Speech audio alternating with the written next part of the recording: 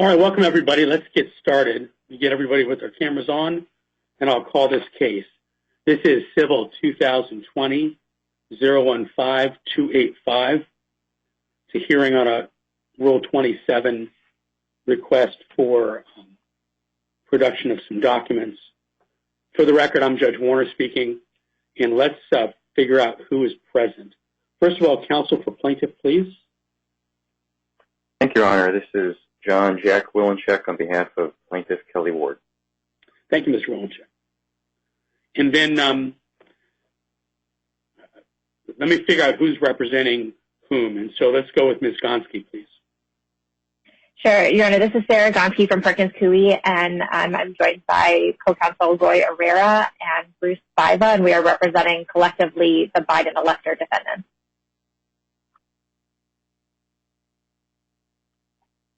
So I want to be clear, you and Mr. Spiva and Mr. Herrera are all representing the Biden elector defendants. That's correct, Your Honor. Okay. And just as a matter of housekeeping, Mr. Spiva's pro hoc application is on its way to the state bar. We understand that they've been having some COVID-related processing delays, so we would ask that he be permitted to appear this week, just given the time frames while his pro hoc application is pending. Please let us know. Let me put that on my list of things to talk to everyone about. Great, thank you.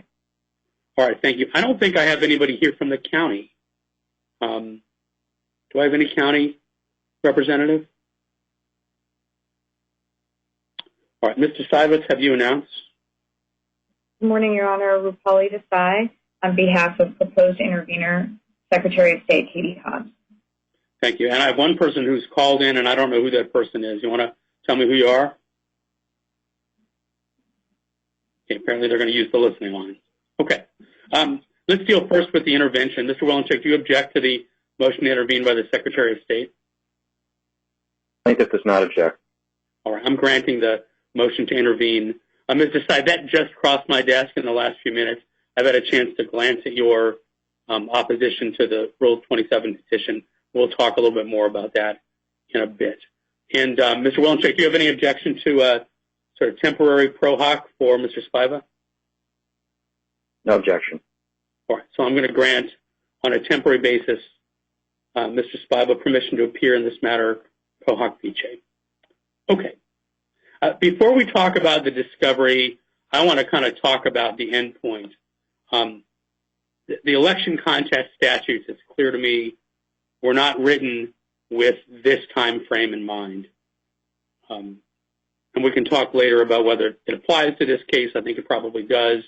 But it seems to contemplate a longer time frame than we have available. Am I correct, Mr. Willencheck, that the canvass is going to be today and the Electoral College is meeting 2 weeks from today, correct? I believe the canvass is scheduled at 11 o'clock a.m. today. That is correct. And the date under law for the Electoral College to cast its vote, for the electoral electors, I should say, in Arizona to cast their vote, is December 14th. All right. And that's just my understanding of when the Electoral College is going to meet. So you need this decided and have an opportunity to get to the Supreme Court of Arizona in advance of the Electoral College meeting. Am I right, Mr. Willencheck? Well, this was a subject of a lot of discussion and debate in the infamous Bush v. Gore opinion and its dissents. My position would be to take the position of the late Justice Ginsburg, who said that the significant date here is really January 6th. In her dissent to the Bush v. Gore decision, she stated that, that's the date on which Congress actually counts the votes. So what we actually have here is a series of I'd say, 4 dates that have some legal significance. Starting with that of canter to the court, I should mention, and I'm sure the other parties will bring up, we have a December 8th, quote, safe harbor date that was the subject of, again, a lot of discussion in Bush v. Gore. That date comes out of 3 U.S.C. Section 5. Our position as plaintiff on the significance of that date is that it has very little, if any. Again, we would adopt the position of Justice Ginsburg and Souter in the Bush v. Gore decision. To quote Justice Ginsburg, she said, well, first to quote Souter, he said, that's not a serious issue. It's not a serious deadline, the one which they all refer to as a safe harbor deadline.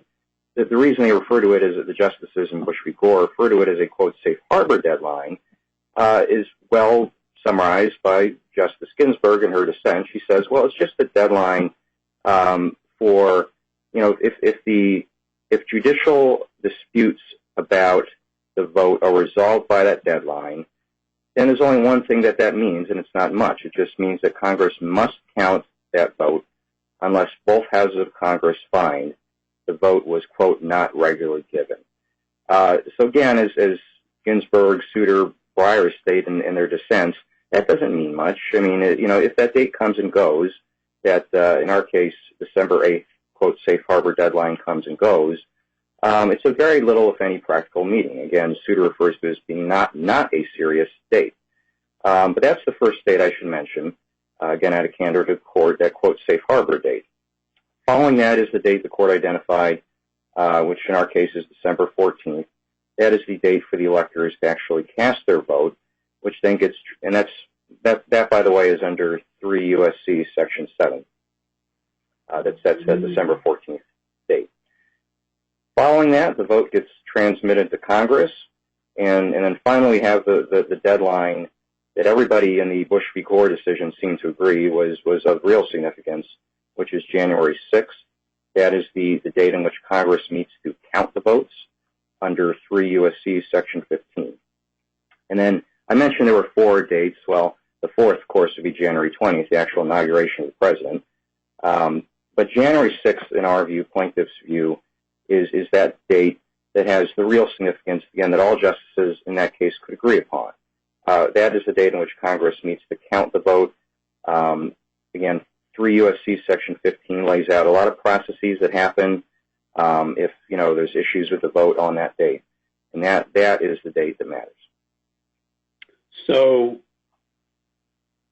assuming the date for the meeting of the Electoral College comes and goes on the 14th and the Biden electors are there, and if there should be a subsequent ruling from an Arizona court and a final ruling by the Supreme Court that it should have been the Trump electors instead of the Biden electors, your view is that Congress still counts the Trump electors in that circumstance on January 6th, despite the December 14 meeting of the Electoral College. Is that what I heard you say? I think you got the right stuff. You said Trump electors. You mean Biden electors. That's correct. The only exception is if Congress finds if both houses of Congress find that the vote is, quote, not regularly given, which, you know, like Ginsburg was saying in Bush v. Gore, you know, fat chance of that.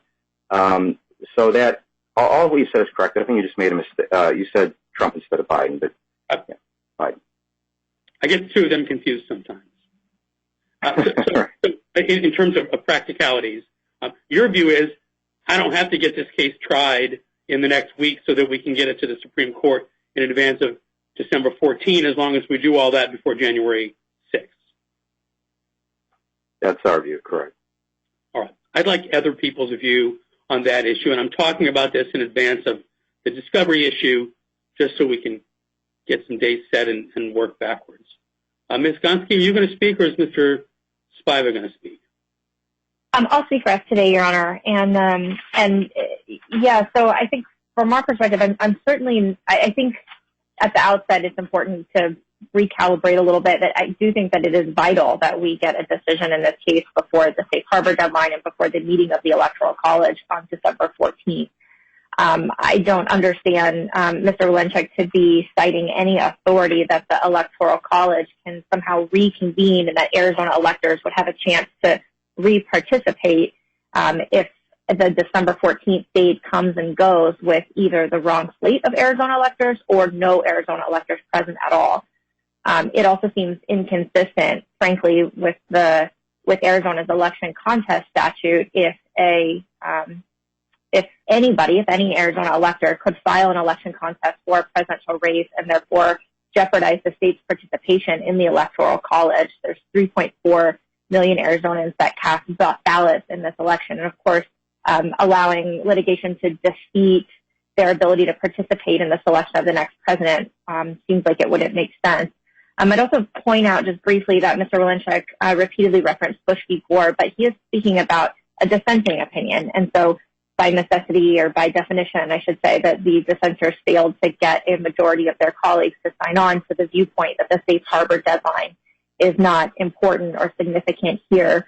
In fact, I think courts have absolutely recognized that the safe harbor deadline is an important fail-safe and that litigation needs to be resolved by then. So we would push for an expedient resolution as quick as possible. If I was going to set an evidentiary hearing, what date would you pick? Thursday, Friday of this week? Yes, Your Honor. We could be prepared to be in here as soon as Wednesday, but we absolutely think Wednesday, Thursday. I think that there's no reason why we couldn't get this resolved very quickly and get this resolved this week. You know, and part of the challenge is the issues that Mr. Wolenchik's talking about. He may be right on the law. I haven't even looked at that issue. But I'm not going to have a final say on it. It's either going to be the Arizona Supreme Court or the United States Supreme Court if it gets that far. And I want to make sure that I do what's appropriate to make sure we have a record and those issues in a proper form, so that if somebody wants to say, I'd hate to get to the 23rd of December and then everybody says, well, now it's too late. But I also want to give it enough time. So let me give that some thought. My assumption in every election case, and I've done a lot of these, is that at some point folks want to go to the Arizona Supreme Court. And my job is mostly in the position of making sure there's a record on which that court can make its ultimate decision. So that's helpful. Let me turn to Ms. Desai and see if she disagrees or agrees.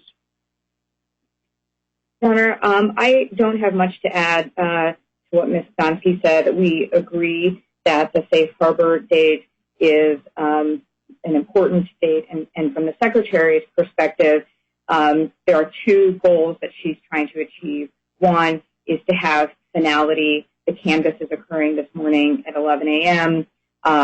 It is important that the state and its voters have finality with respect to the results, which are clear and will be finalized at the statewide canvass this morning. The second goal, of course, is to make sure that the will of the Arizona voters are upheld, and if there is any risk whatsoever that not happen, that's of great concern to the Secretary. So having this case ultimately and finally decided prior to the safe harbor deadline is of utmost importance.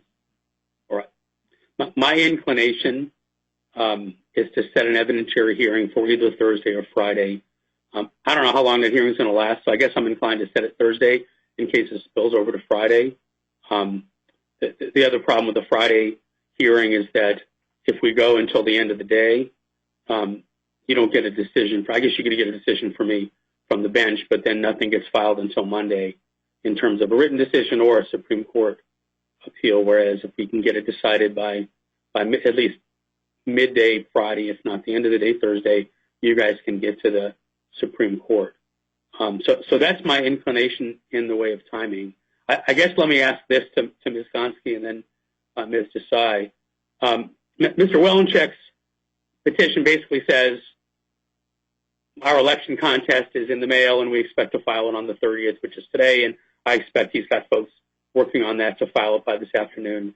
Do you have any objection if we set the hearing now? Ms. Gonski? We have no objection, Your Honor. And you agree, Ms. Desai? I agree, Your Honor. We should set the hearing now. Mr. Wolenchik, I'll hear from you on whether we ought to set it later than Thursday or Friday of this week. But the preliminary question is, do you object to my setting an evidentiary hearing today while we're all here together? I do not object to that alone, no. All right. So tell me why. Let me just give you my thinking. You may be right on the law that we've got more time than I think we have. But I'm reluctant to take that chance. And certainly if I set an evidentiary hearing after the 14th of December, I would expect someone to special action me to the Supreme Court and have the Supreme Court tell me, no, we have to do it sooner. But by then, they don't move as quickly as we do, and we've lost a few days. And so my inclination is to set it on Thursday. We'll have a little spillover time into Friday if we need it. And then if somebody wants to go to the Supreme Court to get them to tell me, I mean the Arizona Supreme Court, that I've got more time and we can do this at a little less breakneck pace, I'm happy to do that. But the current information I've got, I think we've got to get a decision made in advance of that December 14th deadline. So that said, Mr. Wolinchuk, I'm happy to hear your argument to the contrary.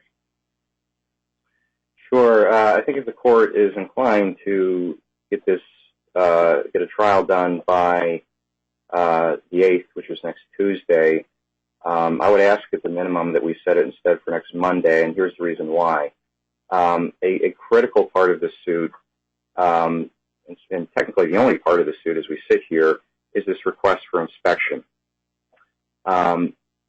We're asking to inspect two things in particular. One is signed envelopes for the ballots. The other is reconstructed ballots. So we have a looming discovery issue here that I want to make sure we can get taken care of before any trial date, both the right to do the discovery and its scope. What we have been contemplating on our end, and again, what we asked for is a reasonable inspection, is something that would probably take, depending on whether it's 2% of signed envelopes or 1%, 1 to 2.5 days. So that's a long way of saying I want to make sure we actually have the time to do that discovery. I sure wish the county people were here. I've certainly been in contact with them because we have asked them repeatedly for how many of these reconstructed ballots are there. I can't even commit as I sit here to any kind of timeline for how long that would take. Again, our thinking is, well, if it's a big number, we're going to have to do a sampling. If it's a small number, we can get it done. So that's what's driving, as a practical matter, plaintiff's request for more time. I think if we were to, have a trial on Thursday, we've got that obvious issue to me, and if we haven't even been able to do the discovery, our case is severely handicapped. What I would ask for this time is that we set it for Monday, pending a resolution of the discovery issue, which hopefully we can get very quickly. Hopefully get our discovery done this week and present it for trial on Monday. That would satisfy the safe harbor date to the extent it is a legal issue. And, if then appeals ensue, well, I think that the safe harbor deadline can become an issue for the Supreme Court, Arizona or federal, just as it was in the Bush v. Gore case. Let me ask you. Let's drift into the discovery that you're asking for. I don't know how many mail-in ballots there were. What was the number for Maricopa County? Do you know?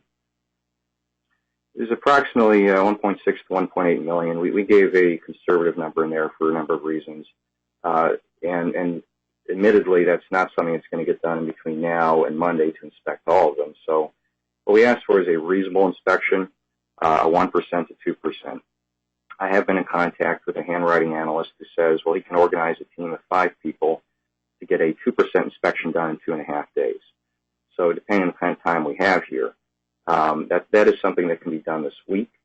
I don't know that it can be done by Thursday, but it can be done this week so long as we clearly have the right to do it, and I can make it happen. So 1% is 16,000 signatures. Is my math right? That's about right, correct. 16,000 That's people. Right. 1,000 signatures. And what do you intend to do with those signatures? Is the goal to disqualify a certain number of voters, or is it to get a statistical number by which you think that the people who compared signatures were too generous to the voters? It's exactly the latter of what you said, to do what we were not allowed to see, which is to have a team, probably of observers, or volunteers, who are trained by this handwriting expert I've talked to, review the same things that the county workers were reviewing, i.e. compare. It'd be nice if we get originals, but I know the county workers actually compare scans of the signatures on the envelopes to scans of signatures on file. So the thought here would be to have that kind of inspection done. Again, the 1% could be done in about a day and a half, according to my expert.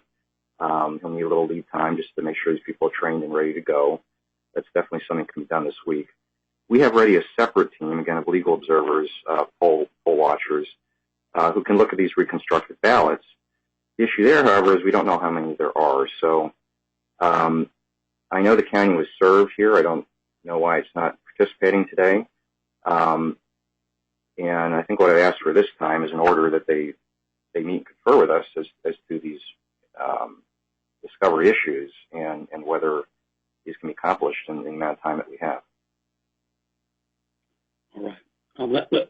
Let me ask you about the duplicated ballots. You said you don't know how many of those there are? That's correct. We don't know how many. Do you have a ballpark, or I mean, we're talking about in the 50s or in the 50,000s? It can't be a lot. 5 to 6 figures is my understanding. There were a lot more, for whatever reason, that were observed during this election.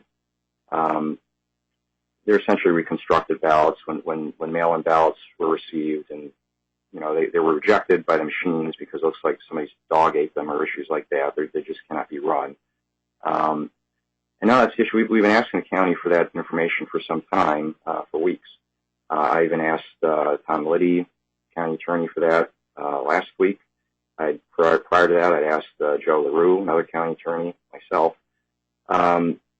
So we've been dying to have that information. It's of obvious relevance to the suit. If it's a small enough number, I mean, we'll just count them all. If it's a large enough number, again, we'll have to do something on the order of sampling them. And is the goal the same with respect to those as it is with respect to mail-in ballots? So for the reconstructed, we would be comparing to the original, call them dog-eaten ballots, the original rejected ballots, just to ensure that they are, in fact, the same. Okay. Let me hear from Ms. Gonski. We've drifted from scheduling into the substantive issue of what kind of discovery, and so let's talk to you about it, and then I'll hear from Ms. Desai after that. Thank you, Your Honor. I'd say first at the outset, one issue that you alluded to before that I think is a live issue that we will have to deal with down the road is the issue of jurisdiction and whether the court has jurisdiction over this contest at all. So certainly that impacts the discovery issues in whether or not the court has jurisdiction to hear this and order discovery. But second, I think more importantly, I think some of the issues, our understanding are that some of the things that Mr. Valenchek is seeking in discovery is actually barred by state law. And I'm sure that Ms. Desai will talk about that in a little bit as well, because I noticed that was covered in her motion. But it looks to us like only ballots are authorized as discovery vehicles here under ARS 16677. The envelopes themselves are not authorized as part of discovery in this type of action. And even assuming that they could get the envelopes, it's actually not clear what signatures they would have to compare them to, because ARS 16168F says that voter registration signatures are not subject to public inspection, and DMV records are confidential under federal law. That's 18 U.S.C. 2721, which Arizona adopted at 28455. So it's not clear to us what the authority that they would have to get these in discovery. But again, I defer to Ms. Desai, who I know has briefed this issue and has the ability to talk about statewide from the perspective of the government. All right. So let's talk to Ms. Desai. Your Honor, I think there is certainly a threshold issue here that needs to be decided, and that is whether or not plaintiffs or petitioners have any entitlement to discovery at all. I think the answer to that question is clearly no. Rule 27 does not authorize the type of fishing expedition that petitioners are seeking. And the election contest, even ultimately when that election contest is filed and the discovery requests are considered in that context as opposed to in the context of a Rule 27 petition, there is nothing in Arizona law that authorizes the kind of discovery that Mr. Valenchek is describing. Even if we get past that threshold issue, and Ms. Constance is correct, we've already briefed the reasons why discovery is not appropriate or permissible, and those are on pages 6 and 7 of the opposition that was filed with the court this morning. Even if you get past that threshold issue, the discovery that's being sought is futile. The number, and there is a declaration from Mr. Jarek, who is the individual at the Maricopa County Elections Department who has knowledge about both the process, procedures, and the number of ballots that we're talking about here. Let's start with the duplication number first. The petitioners really talk about one particular vote center, and that's the Queen Creek voting center, in which they speculate should have had, based on prior voting information, perhaps polling, they hoped or desired or thought there would be a greater number of votes cast for their preferred candidate. When you look at that particular vote center, the county's declaration makes clear that the entire universe of possible ballots that were duplicated are 104. That's probably out of how many? So there are, the numbers are not in the declaration in their entirety, but my understanding, Your Honor, is that there were a total number of 20-something thousand ballots that were duplicated in Maricopa County in total. Some pretty significant number of those are UACABA ballots, which are your overseas and military ballots that have to be duplicated because they come in by email. So it's not that there's a defective or problematic ballot. It's that you have to duplicate it using a bipartisan duplication board. So that takes out a large chunk. Then there are others that are duplicated from other precincts, and of course, as I said, petitioners have not sought discovery with respect to or even made any viable allegations of impropriety. Let me get us back to numbers. I just want to understand scope. So for the Queen Creek Vote Center, and if I understand correctly, that's not a precinct. That's a vote center that collects stuff from the precincts and deals with them, right? It's a vote center where it covers that area and the adjoining area. So how many total votes? How many total votes in that vote center? And you said there's 104 that were duplicated? At most.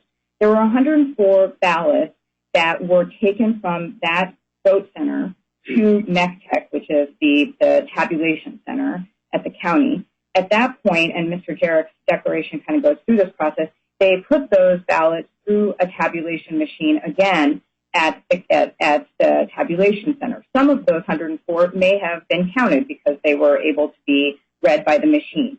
But at most, 104 were duplicated, but I think that number is actually greater than the number that was duplicated because some of those would have been read by the tabulation machine when they were taken to the county tabulation center. And those are segregated? They don't get put in the pile where we're not going to be able to find them anymore, right? We know where those are. Duplicated ballots are preserved. The original as well as the duplicated ballots are by statute segregated and preserved. Okay, and I'm trying to get a sense of what percentage of ballots are duplicated. Do you know the total number of ballots that came into the Queen Creek Vote Center? I do not, Your Honor. So your question is, of all of the ballots that came into that vote center, is 104 ballots is what percentage of that greater number? Right. I don't know the answer to that, Your Honor. Okay. I wanted to ask you some questions. I would have asked this of the county, but since we don't have them, you're the next best thing. The envelopes with the signatures on them. So my understanding has always been that those envelopes get compared to the signatures on file with the voter registration. You mentioned DMV, but they're not comparing to DMV, right? Correct, Your Honor. They're looking at signatures that are part of the voter registration file. Okay. Do the envelopes get separated from the ballots? Yes, Your Honor. So if we have an envelope and it says Randall Warner on it, you've got no idea, and you have to look at that envelope, and you have to look at my signature or whatever.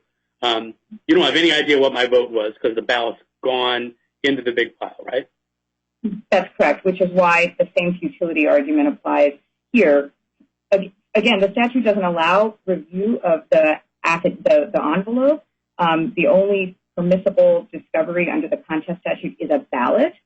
So there isn't even a right to look at the envelope. But even if you were to permit this kind of broad discovery, there is absolutely no way to marry a envelope with a ballot. We have secret voting in Arizona. It's anonymous. There's no way to find what ballots are affiliated with those envelopes. My assumption is that the analysis Mr. Willenchek is going to do is going to be a statistical analysis, right? So if we take a sample of 10,000 and his handwriting expert says the county people who compared signatures were over-inclusive by a factor of this, you can extrapolate that to the rest of the ballots, and we know what the ratio of Trump to Biden's are on average for mail-in ballots, and we can do that statistically. My assumption is that that's what he's interested in doing. Am I right, Mr. Willenchek? That's correct, right. Okay, so we're not talking about finding that any particular ballot was fraudulent. It's the process as a whole. Correct. It's really both. I mean, to do that sampling process, we would be finding that particular ballots. I wouldn't necessarily say we're fraudulent. I mean, we've used the term defective as well, meaning that maybe they weren't signed or just one line or something, and it's not a real signature. But yes, we'd be doing a sampling approach to this because there's simply no way we could get 1.8, 1.6, 1.8 million mail-in ballot signatures reviewed in time for any of the deadlines we're talking about. All right.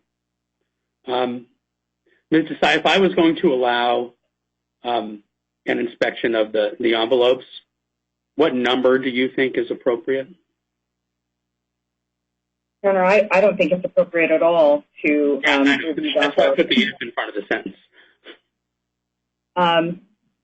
I don't think I can answer that question because, the other point that nobody's raised yet, Your Honor, is that there were observers, including folks from the Republican Party, who were present during the early ballot processing. That's also part of Mr. Jarrett's declaration. So this notion that now, without pointing to anything in particular to be a problem, they should have another opportunity to review some random number of envelopes, it just doesn't make any sense. Okay. Let me ask you something different about that. So when the person down at the election department is taking a stack of envelopes and looking at signatures and matching signatures and saying, this one goes into this pile, that's a good signature, this one we need to call the voter if they've given us their phone number, that's questionable. Are the observers looking over that person's shoulder? Do they have the same opportunity as that person to say, yeah, that's a good signature, that's not a bad signature? Your Honor, observers do not have the right to observe or to conduct signature verifications themselves. There is, I think this idea that observation somehow gives the right to the observer, the political party observer, to actually conduct the verification is just false.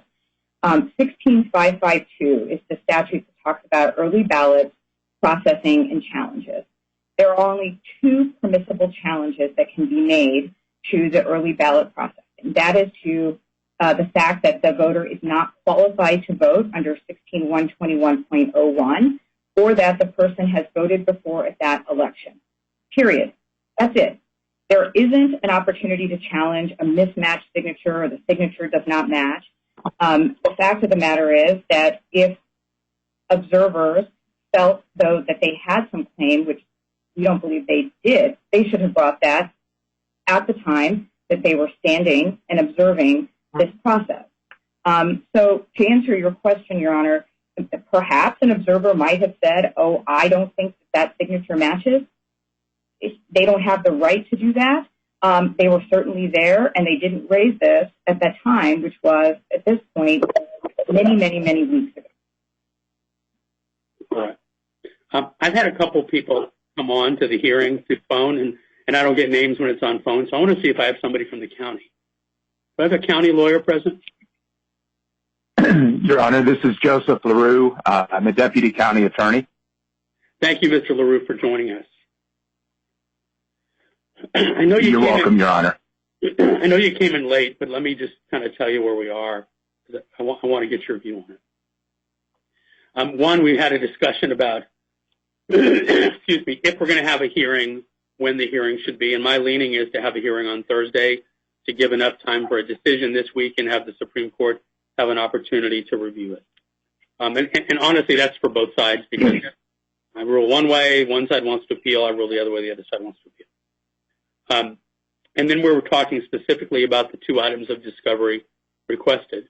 One consists of envelopes, early ballot envelopes that could be compared to voter registration records so that the signatures could be compared. And my understanding is Mr. Willencheck's got a handwriting expert on call that's ready to do that.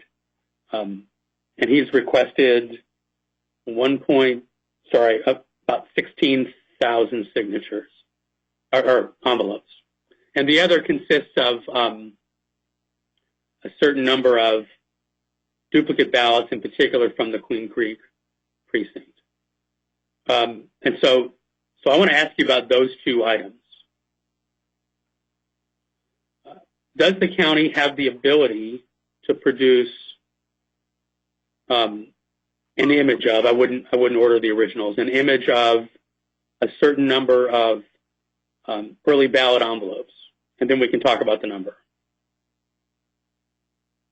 Your Honor, thank you for allowing me to participate. Just so that the court is aware, I have actually been listening in on the public line.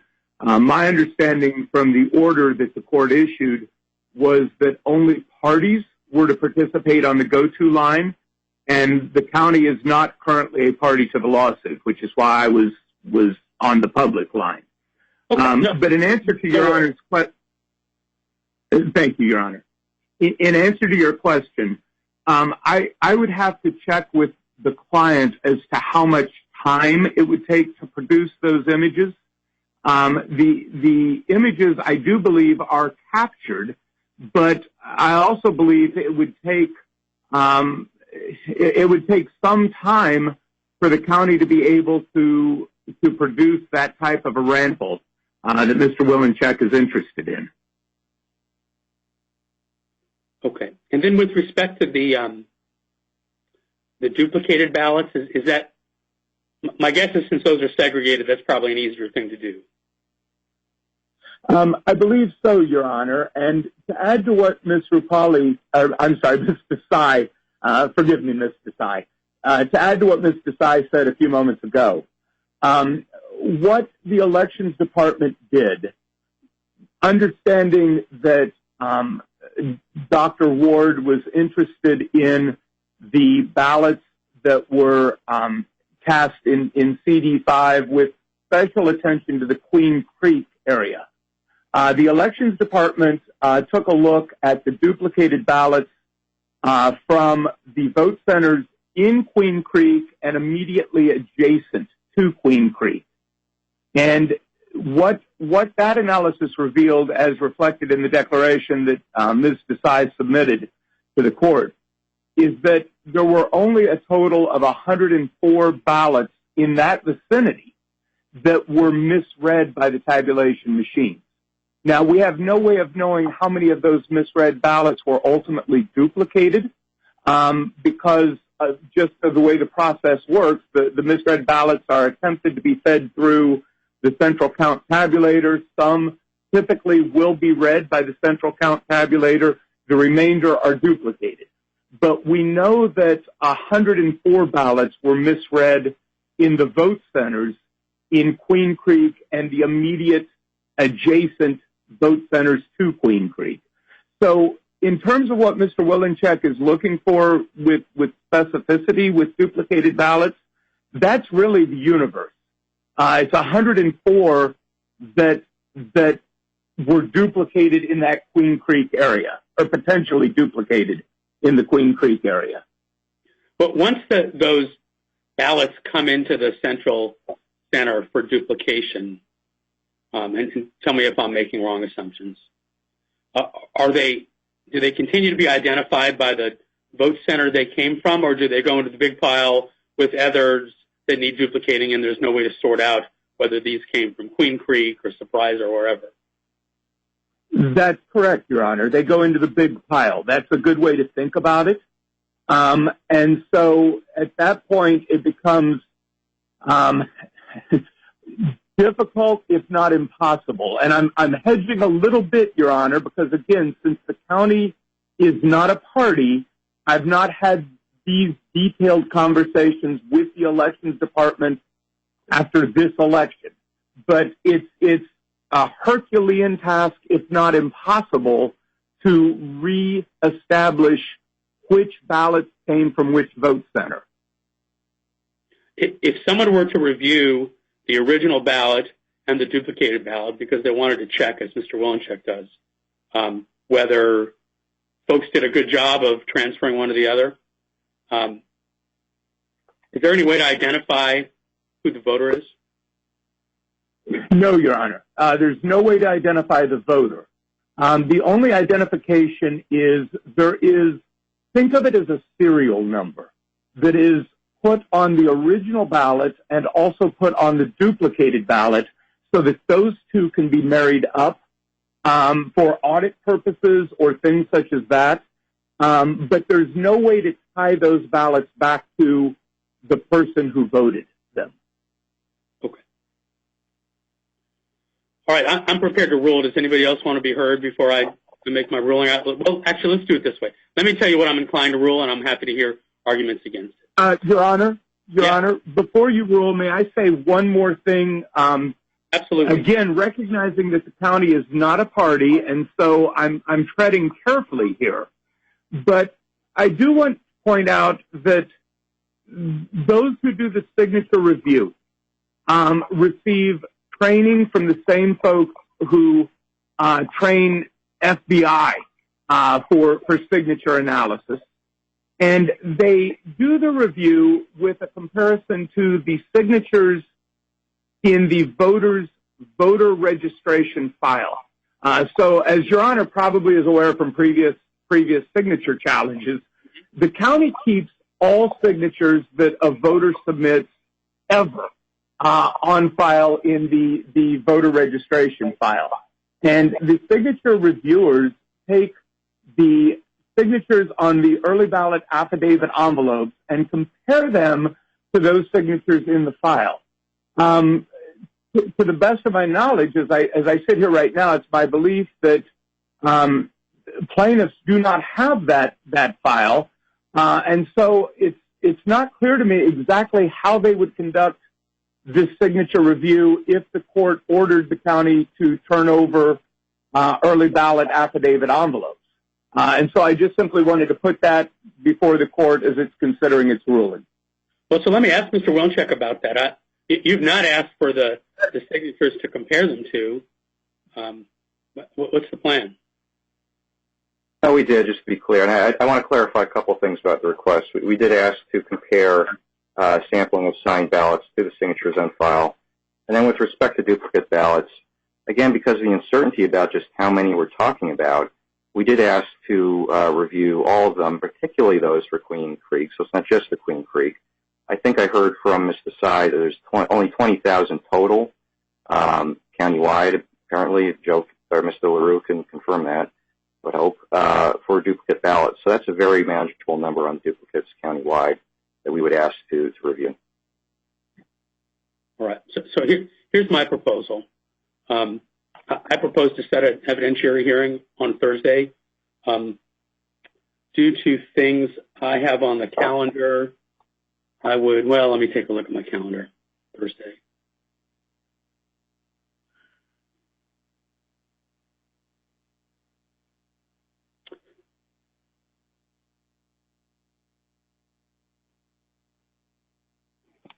I'd be inclined to start at 10:30 on Thursday.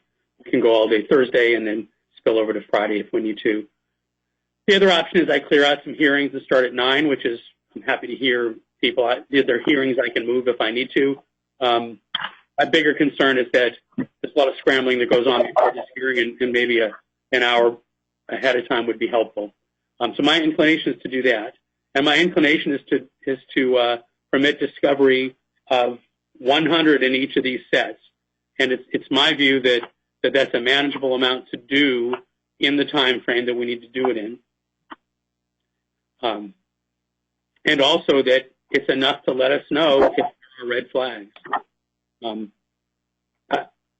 from a statistical standpoint, I don't think you need a huge sample to know whether there are irregularities or misconduct. And in terms of the legal arguments as to why none of this should be allowed, you folks may be right, but I'm inclined to err on the side of transparency and to air these things out so that whatever the results are, we can be confident in them. And so that's where I'm inclined to go on all these, and I'm happy to hear arguments from everybody as to why I should do things differently or more or less. Or want to start, Mr. Willencheck?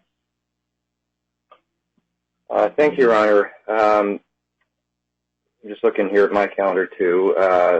Thursday morning, I'm available, and immediately after this hearing, of course, I'll get on the line with our volunteers and observers just to make sure we can get this kind of sampling done. I would ask that, well, a couple procedural things. One, as soon as that certification is signed, or probably has been signed while we've been sitting here, we will go ahead and file an amended complaint that formally converts this into an elections contest. Number two, as Mr. LaRue has pointed out, technically the county is not a party, and that's just the way these contests are done. Unless it seeks to become a party, it is not a party. So I would just ask that the court order the county to meet and confer, just work with me on making sure this happens. I don't want snags there. So let's do this. You know, from a formal standpoint, you've got to issue a subpoena. It's been my experience in all these cases that the county works with the petitioners and the respondents.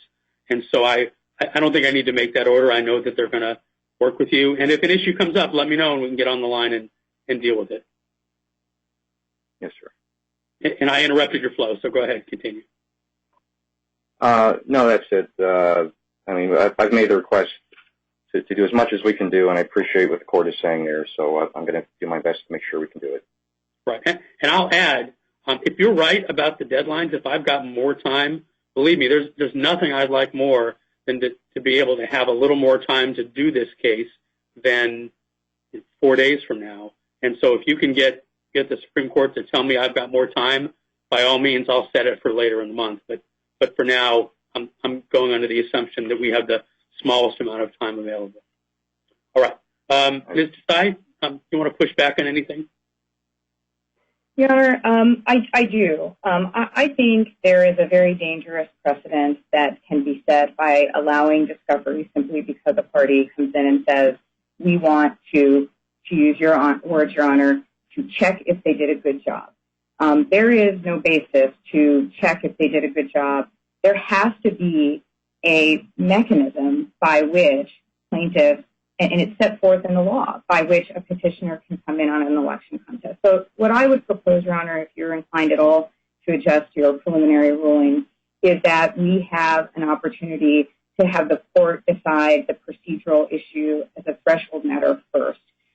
We filed our papers. I know that the electors have not filed anything substantive yet, but I think the court ought to read those and consider them more fully before ruling on a discovery request that's frankly not permitted by the law. And then if we need to have a brief oral argument on that tomorrow or even Wednesday morning, I think it is critical not just for this election but for future elections that parties not be permitted to come in and simply ask to keep under the tent for things that they're not entitled to see. I'm denying that request, and I want to explain why. As I said at the beginning, I view all these cases as an exercise in record preservation for the Supreme Court. And assuming I issue a ruling on Friday, the Supreme Court's going to have the case on Monday or Tuesday. By the way, I assume all you guys talk to the Supreme Court staff attorneys, let them know this is coming down the pike so they can be ready for it. I would rather the Supreme Court on Tuesday or Wednesday or whatever day they meet say, Warner erred by allowing discovery. He shouldn't have done that, and here's our legal ruling, than to say, Warner erred by denying discovery, and now we need to go back and do it, but we don't have time. And that's why I've erred on the side of providing the discovery. I think you raised some pretty serious issues about precedent and about whether this is the way election contests go in the future, that people get to poke around and look for things. But under the circumstances, I think it's better to give the Supreme Court a more complete record, and that's why I've allowed the request.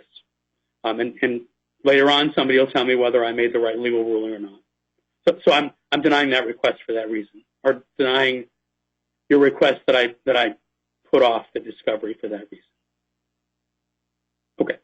Let me make a couple more orders that I need to make. First of all, if we're going to have a trial on Thursday, I need witness and exhibit lists exchanged, filed with the court, and emailed to division staff no later than 4 o'clock on December 2nd. They also need to be uploaded to the clerk's site, and Cammie will email to you guys, Cammie, my clerk, will email to you guys the instructions. I'm sure you know how to do it already, but just to be safe, for uploading exhibits. Further ordering that the review of the envelopes which have people's names on them be subject to the following confidentiality order. Only counsel and their staffs and retained experts may view those documents. They may not be viewed by the parties or any party representative without further leave of court. And let me pause from dictating my order and just explain the reason I'm doing that is because 100 people are going to get picked at random to have their signature compared, and I don't think it's fair for those people to get sucked into this lawsuit. They're all people who tried to vote in earnest and good faith, and they didn't ask for any extra attention. So those folks should not be contacted in any way, and their identities should be kept confidential. Further ordered for the same reason, if those documents are made exhibits, they will be filed under seal and will not be presented or discussed publicly. What I anticipate is if somebody wants to talk about a particular signature, you can label somebody by initials, or you can give it a base number or whatever, so we can talk about the signatures without revealing people's identities. Your Honor, may I ask a question? With respect to the 100 envelopes for review, is your order that the county shall just randomly select 100 envelopes of any early mail-in ballot that went through the early ballot processing for review? Yes. So for one, I don't know that their big stack of empty envelopes, or I guess their digital stack of envelopes, has it organized in any way where they could pick and choose. But if I didn't use the word random, that's what was my intention, that they be randomly selected. And, Your Honor, the statute that talks about early ballot processing and challenges, and I know this is outside of that statute because this is about signatures, which is not really contemplated, specifically allows for and requires that voters who have a challenge made to their early ballot at the time of the processing be notified and have an opportunity to defend their envelope.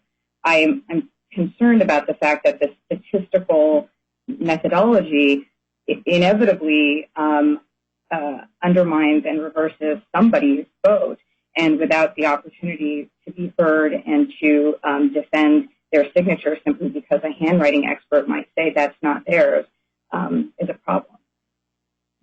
I agree with the point. I think we're not there yet. And if at some point the argument is made that some number of the 100 are being challenged, or if we're actually going to get to the point where of the 1.6 million we're challenging, voters have a right to be heard on the challenge of their signature, but we're not at that point yet, and that's an argument that we'll hear in the context of the trial. I think to kind of look ahead, I think if the result in this case ends up being the invalidation of signatures, you're probably right. Arizona law probably does require time to be given for those people to weigh in on whether their signature was or not. But we'll get to that. Your Honor, this is Joe LaRue for the county again. I apologize for interrupting your train of thought, but I've just received word from the recorder's office that the easiest thing in light of what Your Honor appears to be planning to order would be to set Mr. Willencheck and his team up at McTech and allow them to do the signature review there. The recorder is very hesitant, for reasons that I'm sure the court can understand, to turn over voters' voter files, including the signatures and all the confidential information. It probably makes the most sense for plaintiffs to do that review at McTech on the recorder's system, looking at the voter registration database, which we could help them do.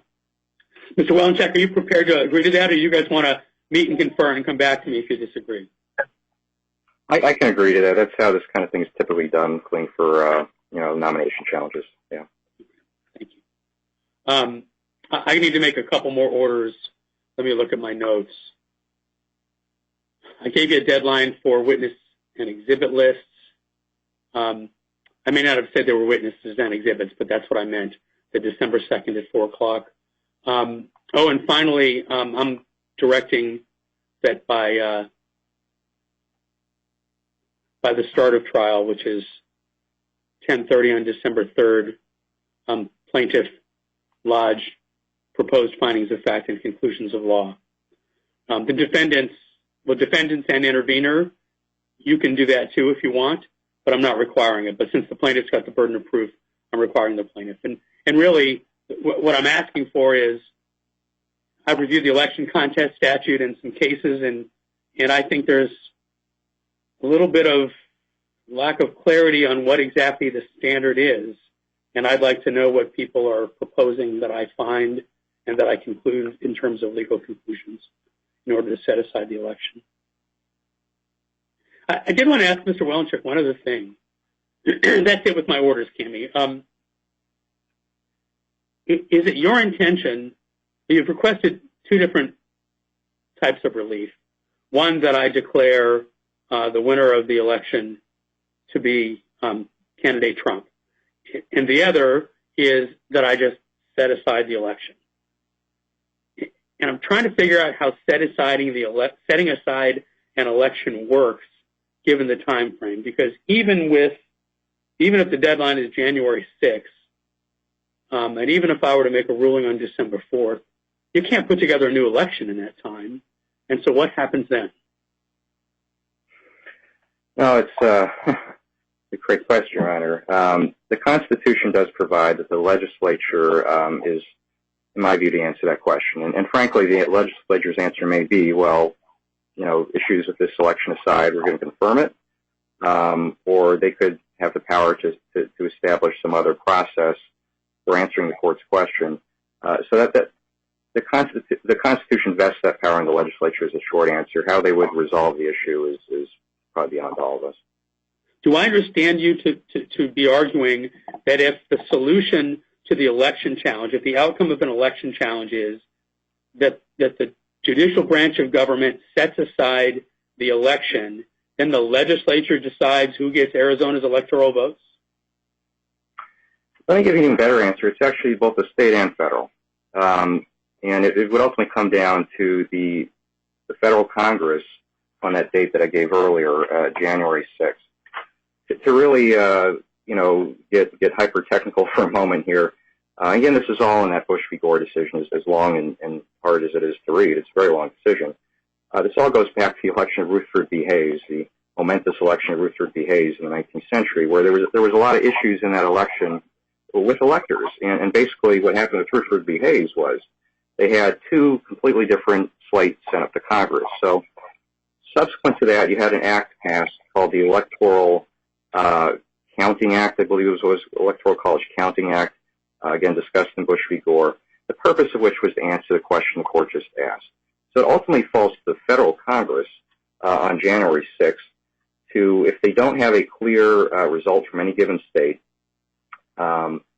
or, as I mentioned earlier, if both houses of Congress find that the votes are not regularly given, which is what that means to my mind, there's a very specific process in there by which Congress is basically supposed to answer the question, who are the electors going to be? There's a vote that gets conducted where each state, it's all laid out in that statute, 3 U.S.C. Section 15. I don't want to misrepresent or misquote exactly how it works, but the answer ultimately falls to the federal Congress. So if Arizona's presidential election is set aside, and by the way, if the result of an election contest is that the election is set aside, we're going to have to talk about whether that sets aside the entire election or just the presidential election. But let's put that aside for now. If the result is that the election is set aside, then what you just said is that Congress allocates Arizona's electoral votes? That's correct, pursuant to 3 U.S.C. Section 15. And what I was saying before that is, well, in general, the Constitution vests a certain power in the state legislature to answer the question, but ultimately it is going to be the federal Congress that does so. All right. I'm getting ahead of myself. I'm just trying to figure out what the end point of this is. I think we've done everything we needed to do today. I've got dates set. We've made a discovery order. Ms. Gonski, is there something else you want to talk about? Yes, Your Honor. I'd just like to say that it is our intention that we'd like to file a motion to dismiss. But we're happy to combine that with a pre-hearing memorandum or some other type of briefing that would be in advance of trial. And so we proposed that we could file something that would be pre-hearing or motion to dismiss by tomorrow if plaintiffs are filing their amended complaint by today at some point, then we could get our motion to dismiss on file by tomorrow at 5 p.m. and potentially have any responses on Wednesday at 5 p.m. That way that the briefing is completed in time for trial on Thursday. You're welcome to do that, and however you want to present those issues. It's rare, and I've had this come up in lots of election cases. My answer has every time been, let's take the evidence and then I'll consider the arguments, which sort of defeats the purpose of a motion to dismiss. I get that. But again, I try to err on the side of having a copy to the Supreme Court to rule on the legal issues, because by the time it gets there, it's too late for them to send it back. So I'm just telling you that's normally the way I go on those. If you want to file it as a motion to dismiss, great. If you want to file it as a legal brief, that's fine too. Great. Thank you, Your Honor. Your Anything else? Honor, may I ask more? Oh, Mr. LaRue, sorry. May I ask clarifying, please? I'm sure what we contemplate is agreed to the court and also to Mr. Wilczek. I apologize for holding a meeting in front of the court, but since I'm going to issue it just needs to do this. What the off proposing is saying Mr. Wilczek and his team in front of computers where the image of the envelope you hold up outside the picture image in the voter registration data. Actually, Mr. LaRue, let me stop you for a second. For some reason, we've got some connectivity issues on your side, and the rest of us are only hearing about 2/3 of your words. I think I'm getting the gist, but I want to make sure that we're clear. Do you want to see if you can get in a better service area, or do you want to have this conversation with Mr. Wilczek, and then you guys can come back to me if you need to? No, Your Honor. Just apologize. I had a connection. Just one moment. Yeah, sure. Let's see if we can get it done.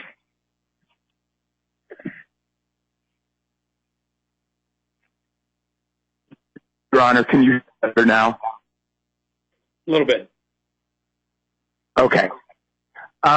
What we're going to do is Mr. Williams. Still not getting you, Mr. LaRue. I'm sorry. I apologize. I'll have it for Mr. Williams. It will be digital images envelope, and I'll be sure that's acceptable to. Right. So my understanding is that it's going to be the digital image that his team, his expert, is going to be looking at. Now, what we're going to do to preserve things if we're actually having a trial about individual signatures, I don't know, but we'll get to that. But yeah, for now, you, Your Honor. Wilczek has agreed that that his team will go down to your election center and they can look at signatures. I guess I would add, and it hadn't occurred to me, but if the defendants wanted to send an observer to that observation, I think they probably have a right to do that. Because if this was produced as a subpoena, then you guys would each get copies and you'd each get to observe them yourselves. So I'd let you try to work that out as well. Thank you, Your Honor. Great. I think I've covered everything. Is there anything else?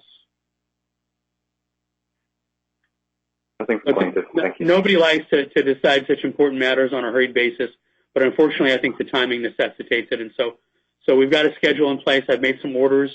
And if something comes up this week, please contact Michelle's out sick, and so contact Rebecca, who's my courtroom assistant.